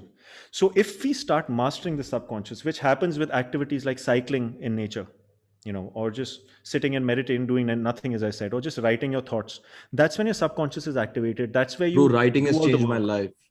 For the last hasn't it? 2 years, the reason I started this podcast and a YouTube channel where I'm making videos, and it's because I just, after 2 years of writing down my thoughts, I had so much material that I was like, what the hell do I do with all this material? And I was like, I have to bring it out. Writing changed my life. Like literally, I used to have thoughts, and I used to be like, that thought was a really good piece of my mind. Let me write it down. And I just started writing it down in my notes. And then those notes became pages and pages and pages. And right now I'm in the process of writing 4 books. And I want to make 1,000 videos this year. I don't want to make. I will make 1,000 videos. I made a commitment to myself. I will upload 1,000 videos this year across various platforms. Yeah. So writing changed my life too. And coming back to Tim Ferriss, it's all about understanding what context he meant 4 hour work week. Sometimes we take things at face value and assume he's saying something, and then start judging him and say that, oh, he wants us to not do anything or just be a failure or limit our progress and just disconnect from the world. No. He has a method to his madness, and that's why I like him. When I go to his channel, I don't know what to expect. It's not going to be just productivity. It might be teaching a music instrument or how to sing or some fun stuff, and it'll be helpful to me. That's all I know. Helpful at a deep level. I just connect with him, and then there are other reasons, like, sometimes you don't know why you connect with a person, but you just connect, like with a friend or a family member. You just have a deep longing He to is warm. be He is warm. so He's warm. not. He's like most business coaches. Most coaches in general are like this ruthless and like fuck Yeah, this, like I just can't get handle this. that. Like the Gary Vaynerchuk, he might be great, and he is great. I can listen to him sometimes, but I can't say he would have the most impact or make me shift at a deep level. With all due Right. respect to him. Now, Tim Ferriss. Just to probably end about Tim Ferriss from my end, he is someone who makes me feel love and warmth while I'm doing the aggressive as that, which is being more productive or shining in the world. He just makes that process so loving, because always it's ruthless, right? When you go to the workplace, it's like you're fending for yourself and defending yourself. There's no one for you. I feel there's someone for me, for my success. And that's Bro, tell me about you mentioned in my form that you used to believe that India is very backward, right? mm, And there is a person who helped you become aware of how actually forward and advanced India's mm, philosophies and thinking is. mm, And I actually I'm in that space. I feel like mm, India is terribly backward. Like mm, I don't find anything impressive about India.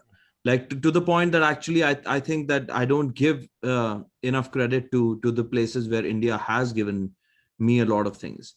mm. But why don't you introduce me to this? Why do you think India is so forward or advanced as compared to the rest of the world? I would. I. I filled out the form last evening, and in the evening, Hmm. my least efficient self comes out because of a lot of decisions throughout the day. So I'm Right. not sure if I used the right words, but what I meant was that India is definitely backward, but Indian ancient philosophies were super advanced. That's what So I'm I'll talking about. Like, why do you say that? Which philosophies are you talking about here? Right, I'll get to those. So, to make the point clear, I think India is super backward right now, and because India is not living according to ancient Indian standards and philosophies. And what are those philosophies? There was in my yoga course. In my yoga course, my yoga teacher, one of them, I went to do a yoga course in Rishikesh also. To keep our conversation short, I didn't go through the whole detailed journey, but I went to Rishikesh, and one of my coaches, he told me stop eating Maggie. I was like, okay. He's like, it's a disaster for you, and there's a man who'll explain it. He gave me a name called Rajiv Dikshit. Okay. That guy's Okay. filled on YouTube. So I went home that day in Rishikesh in my little room, and I typed in Rajiv Dikshit, started researching, and I was surprised the kind of things he was saying. It was like finally I had reached home with some knowledge that I was searching or longing in me. And it gave me my why. I had productivity, everything, but what is my why? Rajiv Dikshit gave it to me. He started talking about very scientific ways, all the systems that ancient Indians used to follow, and how, because of losing that, what repercussions we have had now. For example, an example to make it clear, he has a video Hmm. on pressure cooker. Okay. What is a typical diet in India? Dal, roti. Very Hmm. good. In ancient India, we never had pressure cookers. Now we make a pressure cooker where we put in the dal in an aluminium big device and put a lot of pressure in it, and after like 15-20 minutes it's done. The dal, Right. which generally used to take Right. 1-2 hours to cook. Oh, we sped up the process. Now it's easier. Life is easier. Great. What Rajiv Dixit did was he went to a laboratory, and he took a pressure cooker dal, and he took a dal which is made in a mud vessel, cooked over a slow flame for a couple of hours, Hmm. and he did the nutrition analysis of those two dals, and Hmm. he found out that the dal made in the mud vessel with slow fire had more than 90% of the nutrients intact, whereas the pressure Okay. cooker one had only 10% of the nutrients intact. Is that And then, accurate? That yeah, sounds like. absolutely. So another thing I'll tell you, Hmm. what he talked about. He's proven it. So Rajiv Dixit is someone who's won a lot of cases in courts, and then he suddenly disappeared this planet because So pressure cooker is the problem. pressure cooker is the problem. The dal is not. Then Indians say that we are vegetarians, we have deficiencies, they're popping pills. In ancient India, people never had deficiencies. You go to the village. Why is India winning wrestling competitions in Olympics? Sushil Kumar, he won gold medal. We have to pay respect to that man who brought the Indian flag on the radar, because these guys know nutrition in the villages. In the villages, they put the dal on a fire, And when the every time you cook dal, guys, you can try this at home. There'll be a white froth or foam that comes up, and you have Right. to remove that. Right. Because that in the pressure cooker, nobody's removing it. It goes back into the dal and causes joint Oh, problems and okay. uric acid Mm-hmm. increases in your body. So it's not just about the nutrition, but it's about the uric acid content because of the froth froth that floats. In ancient India, it was very common. They used to cook So the are you dal on the saying fire. pressure cooker is not to be used in cooking? Like Pressure cooker is it's one of we should the not. biggest. It's the biggest reason for nutritional deficiencies in normal Indian homes because we are reliant a Really? lot on dal, right? Gehu ki Hmm. roti, now gluten free. Hmm. Why is the whole world becoming gluten free? Why are the biggest researchers saying don't have gluten? The biggest doctors in the world are saying you have celiac disease or you're gluten intolerant. In India, we never had wheat as a staple grain. There's no scripture, there's no text, there's no ancient person I've spoken to who's above 100 years of age. I've spoken to some people who are above 100, above 90. My grandmom is above 90, 95 right now. She's still there with us, living with us. They all tell me we never had wheat as a staple food. It was sometimes someone came to give some taste. Once in 3 months, we would have wheat. So then what Generally, was we the had staple food? Rice? barley, Barley. yeah, Hmm. pearl millet, finger millet. In Hindi, we call it ragi, bajra, sorghum, we call it jowar. If you go So in this authentic, wheat you're saying has come from the West? wheat has not come from the West, but the wheat variant we are growing has come from the West. And the Indian ancient varieties of wheats, which is called Kathia wheat, Hmm. right? Sri Ravi Shankar, who's a yoga master in India, has named it Sona Moti. His research institute, Farming Research Institute, has found folic acid in it, which nobody Hmm. in the world has found in any grain. So if you get Hmm. breads around the world, now in the best bakeries, they always fortify folic acid to make it a complete nutrition. But our wheat variety has already folic acid, a huge amount of it, and it's very low on gluten naturally. So this is all scientific stuff. This has all been proven, and that's why there are movements around the So you're world. saying the foods that we ate, Foods that what the we ate, foods the that way we we ate in cooked it, the way we the way cooked we it, cooked everything it, around our that was culture. advanced. I'm talking about That the was culture and the beliefs, bro. okay. Like We'll come to what see about that? one thing about India. Okay, There is no culture food and is belief without food. There's okay. ever like it starts with food, it ends with food because food is considered as God, and every year is like first pehle bhojan fir bhajan, first food, then spirituality. So if our food is not sorted, what philosophy is there? This is my problem with the world. Everyone's talking philosophy, and in the kitchen, I go and pressure cooker dal is being cooked in the most intellectual people. Go and do the lab research. I can show you papers if you believe a little paper which says lab research. We don't question if an American person comes and says this is a lab research done. Here's the paper. We say this is a study. When I show you an Indian research done on pressure cooker, we might question it 10 times that I'm not sure if it's true. Why? But there is a lot of facts if we look. Basically, we have our Indian variety wheat, ki macaroni and pasta being exported around the world. Why are Westerners coming into yoga? Why are they getting into gluten-free diets, which India has always been? Barley, sorghum, finger millet, they are zero gluten. They are gluten-free. They're not even grains, they're seeds. We used to have Hmm. ragi dosa in South India. You go to Sadhguru's ashram, they don't serve you wheat. They don't serve you rice dosa. They serve you ragi dosa Ragi much of dosa, the yeah, time. they do. You're right. Why? Because that's our I've been ancient there. way to do. Ragi malt. These are gluten-free foods. Gluten is a disaster on humans. A little bit of gluten By the way, sometimes is fine. Isha, the company of where Sadhguru, like the company that Sadhguru created, they have extremely good grains and the food and the haldi Yeah, and they are very honey unique and thing. all the yeah the things that they sell. It's very high quality. I I've have a ragi and sweet potato paratha waiting for me right after this podcast.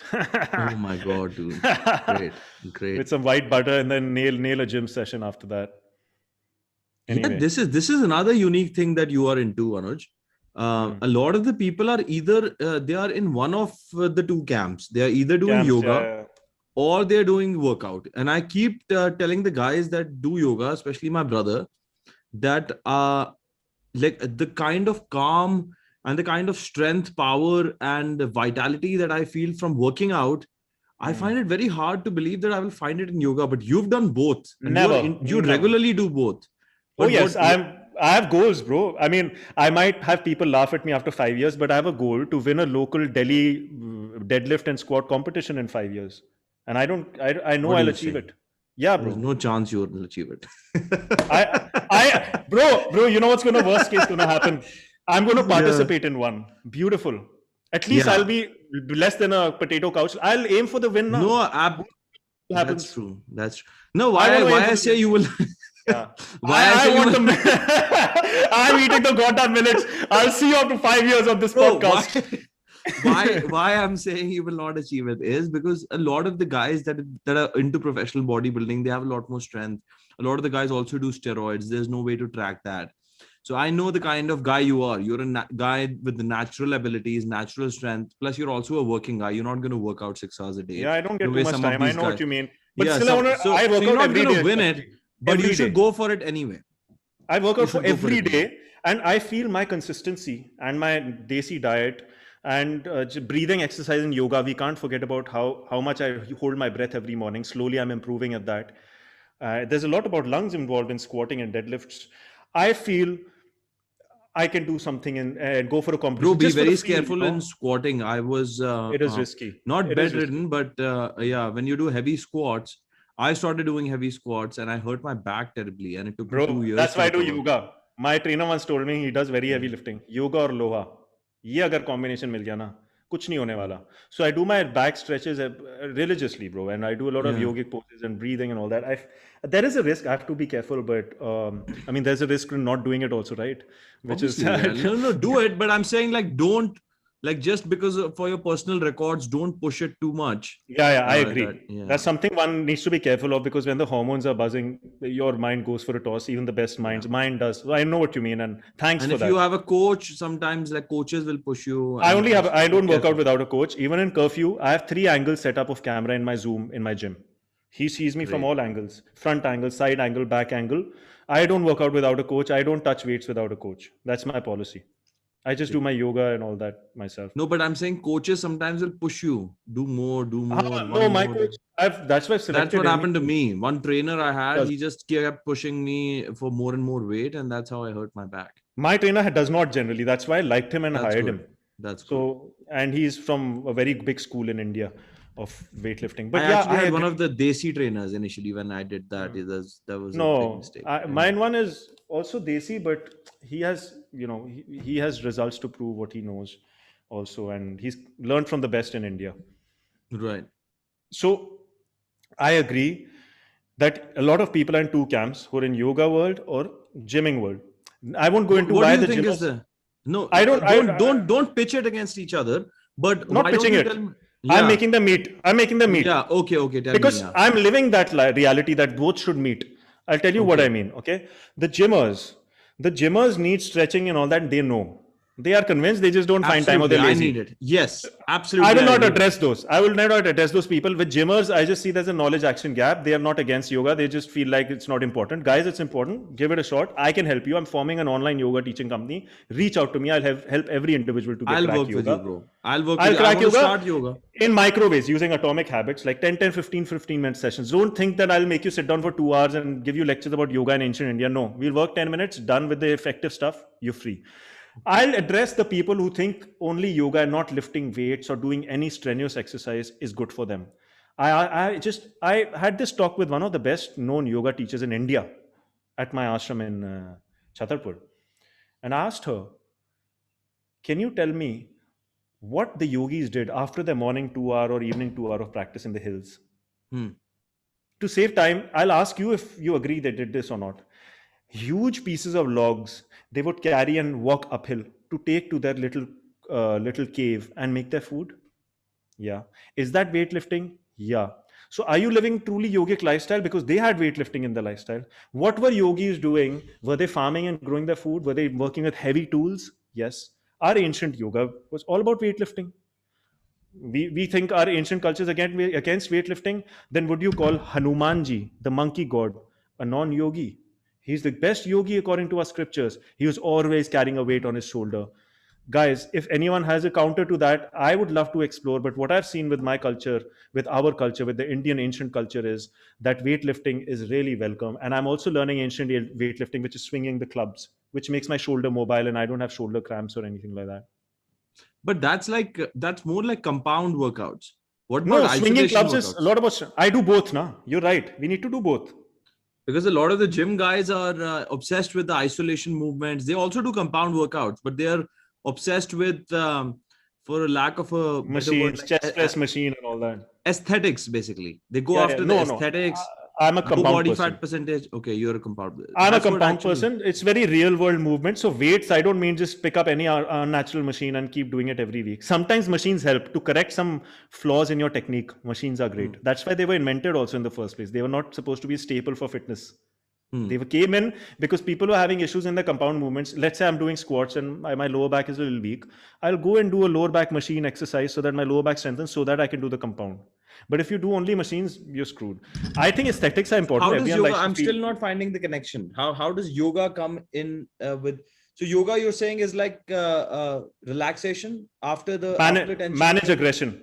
The amount of Manage hormones you aggression. Okay. release with Hmm. gymming, you might become an aggressive person in general. Might. It's not with everyone. Some people have this problem, right? Because naturally you have so many hormones buzzing, you're aggressive, which is fine, but then you have issues sleeping sometimes, or you fight more with people, you have less patience. So yoga helps you, gym or not, it helps you be a little calmer in the right situation. Doesn't mean anger is wrong. I get angry, I have aggression, but it just keeps you calmer in the moments where you need to. It doesn't take you overboard with anger, aggression, and all that kind of stuff.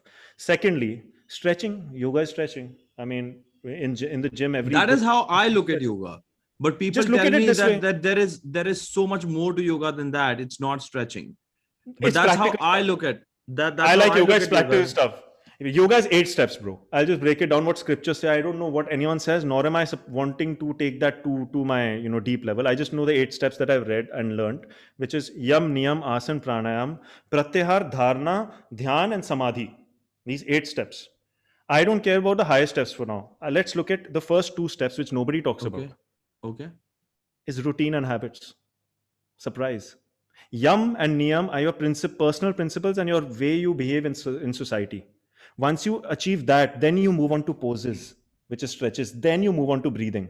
So I invite you to ignore the people who say it's much more than that and stick to the basics. It's good routine, eating food at the right time, Hmm. doing your basics of having a good family life, and if that is your goal or But bro, whatever what your. about a guy like me who's traveling all the time, different time zones? How do I get routine for myself? Like, and That required many hours to deep dive with you, but in short, I'll tell you one thing. There hmm. are always minor improvements we can make in any varied Yeah, that's circumstance we true. present That's it in. true. There is So little go for things that the I can do that I'm not doing. low But hanging fruits, classic. Just go for the low yeah. hanging fruits, improve those, come back, we'll discuss more and find the next set of low hanging fruits. And slowly Yeah, you'll yeah, see, yeah, yeah. you'll this elite guy, like you ask me, how do you do so many privileged people? Be like, how do you manage a routine while traveling? It's really achievable. Just start with the low hanging fruit, starts with the easy bit. And as we had discussed, which I'm still trying to negotiate with you, is start with the 5-minute workouts. They will help you. Right. Right. Right. Go for Okay. that little workout right next to your bed. Give me like 100 push-ups and you're done. If you feel like on the laziest day, because you're a fit guy, so 100 would be easy for you. For someone who's not Yeah. as fit as you, doesn't have the experience, so they can go for 10 push-ups to start. But it's your definition of what's easy for you, and do that every day. But do something. That is the thing. Yeah, Keep the momentum up. yeah. It's not just about workout. It's for building a body or be strong, bro. It's about to start certain internal processes in the body. Do we shower sometimes? Do we eat sometimes? We eat every day. We shower every day to work out every day because that activates the blood flow, the hormonal releases. So you'll work better if you work out. If you take out that 5-10 minutes a day minimum, you feel that you say that That five is ten so minutes you're gonna funny to get. me, man. 5-10 minutes. Yeah. Like I work out Shakti, for this is like for no, not for you. It's even more relevant for the normal people yeah. because that 5-10 minutes is not going to make you fit. It'll start some blood flow and it'll make that habit established for you. Those guys will be addicted and automatically they'll be doing half an hour after 3 months. So please understand the concept of atomic habit, guys. The 5-10 minutes is to install a behavior, not to make massive changes on your body. It's to what they call habit. This is a science of habit installation, neuroplasticity. You change your neurons in your brain to function in a different way so that it's natural for you to brush your teeth, shower, and work out for half an hour and work. By the way, you gave me a great gift by introducing me to this book called Atomic Habits. This is a book by Hmm. James Clear called Atomic Habits. And I'll tell Hmm. you why this book is so special is because, Hmm. in my opinion, this is the book, this is the key to the lock that is every other book. This is the Yep. book that helps you implement every other book. We've all been there where we read books. We've read a lot of books. The average listener is like, "What are you talking about, dude? I haven't read a single book." No. Okay. You've learned a So lot of yeah, things in life. okay. Let's put it Yeah, this way. you've Learned a okay, lot of let's things put in it life. this way. You've learned a lot of things, you've listened to a lot of good advice. We take Hmm. advice from books or whatever, but then Yeah. we don't implement them, Mhm. and then we remember them, we tell other people about them. This is the big one, we listen to it and we tell other people about it. I do Hmm. it all the time, and then we don't implement it, you Yeah. know and Whoever's editing it, can we have Shakti say this? I do it all the time, yeah, 5, 10 times. It'll be fun yeah, to see you exactly, repeat that. dude. I do it all the time. I do it all I the do time. it I all do the it all the time. time.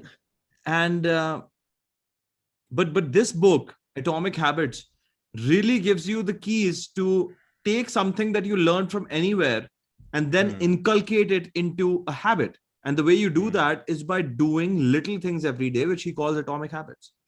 And Hmm. that's wonderful. That's just great. Do you want to explain a little bit about atomic habits? By the way, I've Absolutely. only read 30% of the book. I've been Hmm. traveling. I've only read about 30% of the book so far, but I'm looking forward to the rest of it.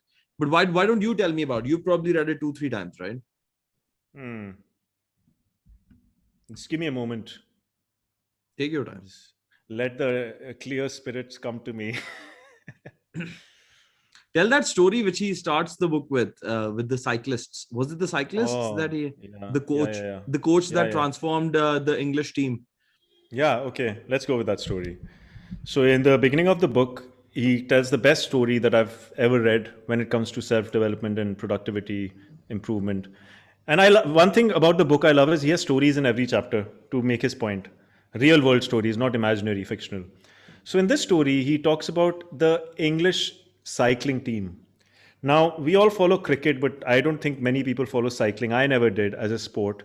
But just to set the context, guys, just like in cricket, Afghanistan or Bangladesh are considered not the best teams in the world. Not Imagine England to being the Afghanistan of cricket in cycling. That's what the condition was. It was surprising for me to believe that a country like England fared so badly in the cycling competitions. So they hired a coach called Dave Brailsford, right? And in 2008, about little before that, I might not have my timelines exact, but somewhere in the early 2000s, mid 2000, and Dave Brailsford came in with a theory. Listen to this term, everyone, carefully: aggregation of marginal gains. Aggregation means summing up, of marginal means very petty, gains means upsides. Okay. So, what he started doing was he started observing the team to begin with. That's what a refined person would do rather than bring their assumptions. Observe what is, take stock of what the English team was doing. Then he started making very small changes. If a cycling coach would come, they'll be like, do more squats or cycle, pedal faster on some machine. No, he changed the pillow of the people for their better sleep, for better recovery. He changed their cycling suit to make it more. Pillow. Uh, That is so funny, man. That a pillow would make a difference. But anyway, yeah, this Absolutely, is this is this is atomic marginal habit. This is difference. what we're talking about. This is Yeah. atomic habits. This is called aggregation of marginal gains. This is one of the theories he talks Imagine the about. cyclist looking at this coach. Yeah. Guys, I Hey have a guys, I got your strategy. new lush pillow for tonight. Pillow. We're going to change your pillows. I That's don't know how how we he will actually. become champions. I don't Change know the he pillow. actually did it. How they must have gone through this. We're going to pillow technique tonight. I guarantee But at least one or two cyclists must have just dropped out of the team just because of this pillow guy, this new pillow guy. I don't know. Maybe money matters to them. Maybe not. But yeah, they must have questioned him. They must have questioned him. I'm sure now many people are going on Amazon searching for new pillows for themselves. No, but hang on. It's not about the pillow. It's about more. So he changed their pillows Hmm. for much better sleep. And pillow is really important for good sleep. The right pillow. Then he changed their suits to make sure that the air is gliding off efficiently so that it doesn't stop their performance. Really 0.01% maybe, if at all, if it makes a difference. Then he painted the internal part of the whole bus white. Because in Hmm. cycles, I'm not a professional cyclist, but that's what they told in the book. If you get a little bit of dust in some parts of the cycle, its performance goes down by a little bit. So when painting it white, it was easy to spot dust in the bus so that the bus was spick and span where the cycles were being transported. So the Hmm. cycles came with no speck of dust in them so that they had the best machines possible Little going for them. things, man. He did little Little things. things. So we can go on and on. What else did he do?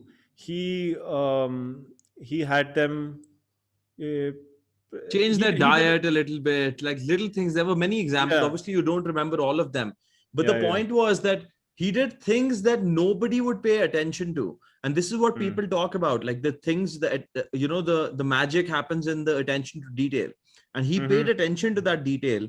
And then he turned that team around within 11 months, something like Now that, I'll tell you for the them to, results. yeah, So biggest race in the world is Tour de France.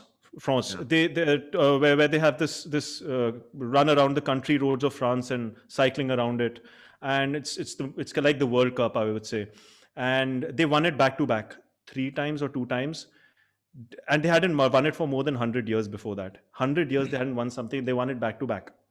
So imagine Bangladesh winning 3 World Cups back to back. How do you feel? You just go to yeah, Bangladesh and start researching what these cricketers are doing.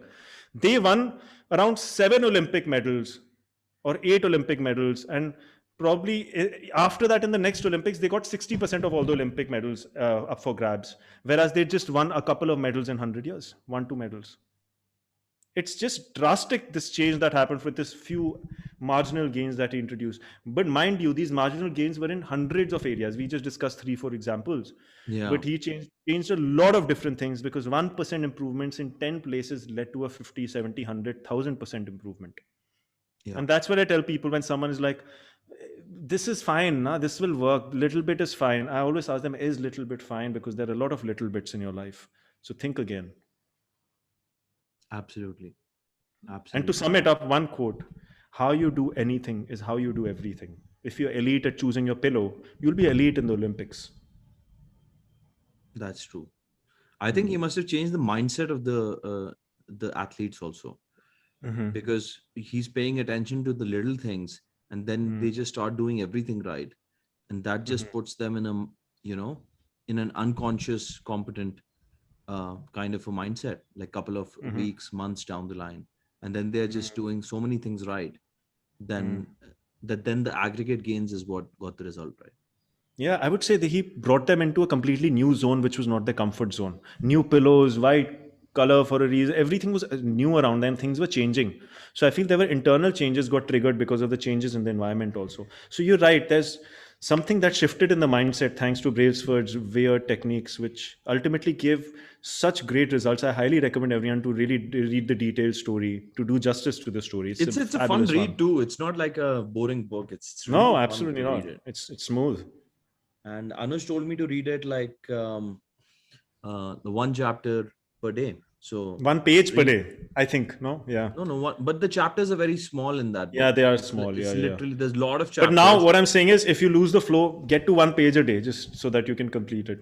Yeah, I mean, 1 page a day is too small, man. Come on, man. That's what, You're going to. guys. Let's Now, what, go. Shakti? Let's This go is what I really do. atomic. Let's do one word a day. Yeah, go for it for a week, then make it 2. This is what atomic. This is my job as a coach. I make people humble in their goals, and way more humble than one can imagine.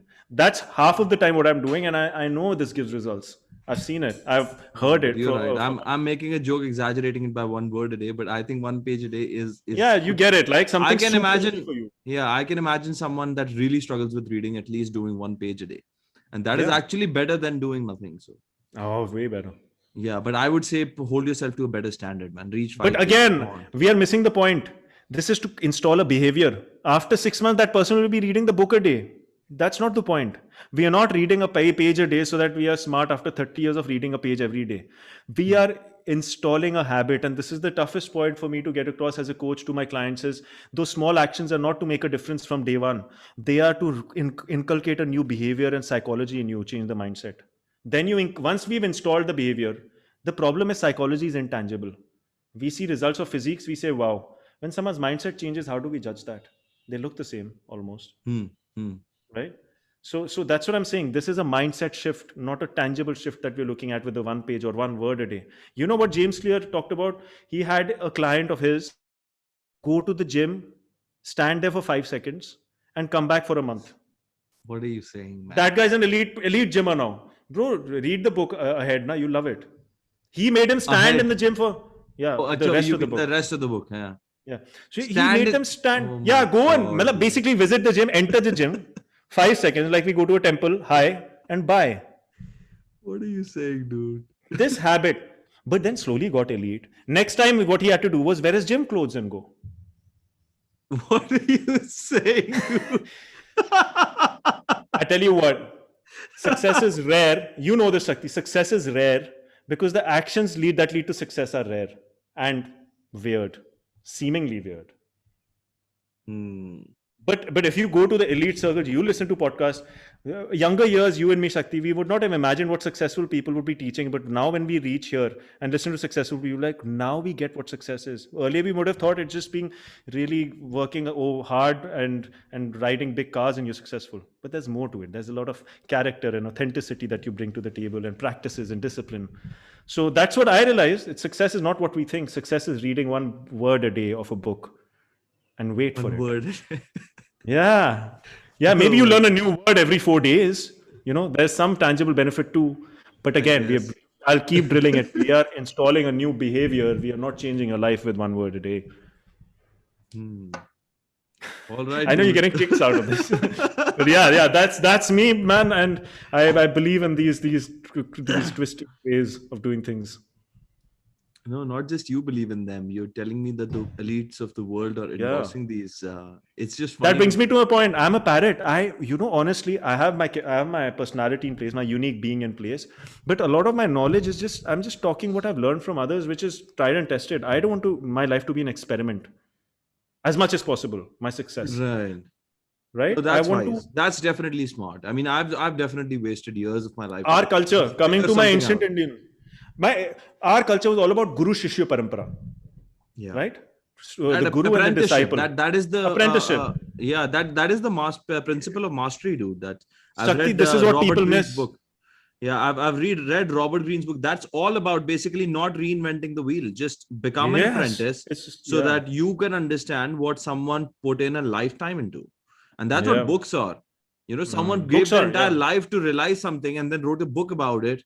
And you are now ignorant enough. No, I don't need the book. I'll just do it Mm, myself. Well, good luck mm, then if you want to do it yourself. mm, mm, That's just not smart. That's the mm. point. Yeah. So the point is, one word trait I would bring is humility. A lot of people even take coaching programs. I have had some clients with not so much success, to be honest. That's And so true, man. Humility is so important I'll because tell you I know what. so I'm many telling you, people. I'll I tell see them people who work with this learn. coach. Yeah.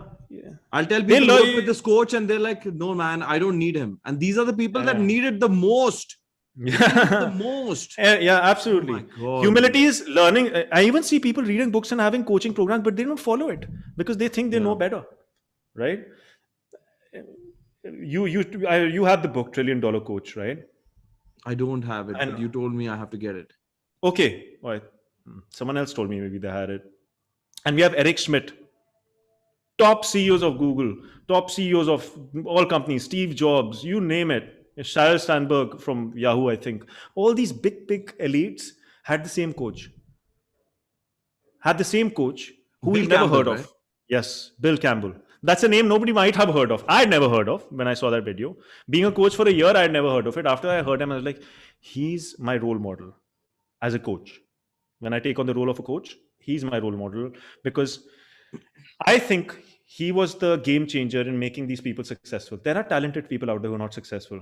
He brings that X factor into people and teams. He worked with teams as a coach. I work with teams as a coach, not as individuals. And I'm seeing that as more effective than individual coaching for business owners like you. So Bill Campbell made everyone humble.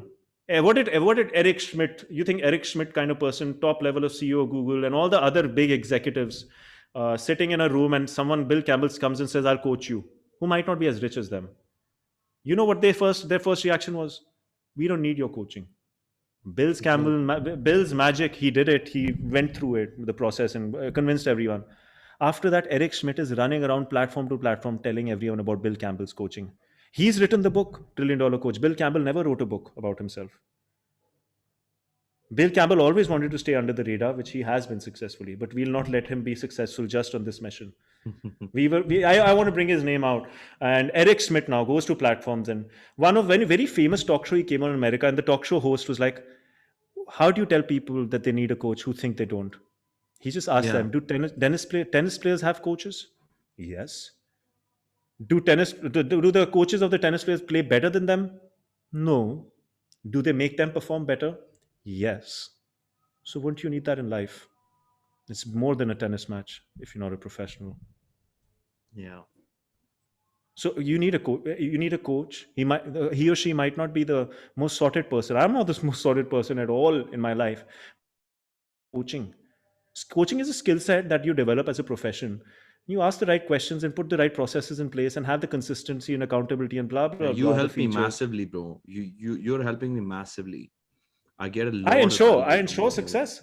Coaching is not a it's a scientific discipline which helps you in improving any facet of your life. It could be work, it could be fitness, it could also be relationships, it could be anything you seek, and it's very different from therapy. It's super result oriented. So yeah, I feel Dude. that coaching is something that can change the world, and reading the book and having coaches and mentors like James Clear, who wrote Atomic Habits, Absolutely. can I absolutely haven't seen transform his everyone. a London Reel interview. I want to see his London Reel interview. Please do. Yeah, amazing James, stuff. you've seen it? Yeah, I've heard many of his podcasts.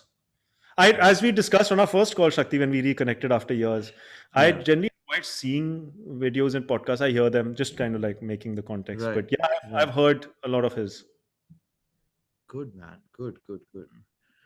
Well, on that note, I think we can finish, Anuj. We covered a Yeah, lot of that's I stuff. love the I note of think, ending on Atomic Habits. It's my Bible, yeah, so great yeah. way to end it. Good, bro. This is a good conversation.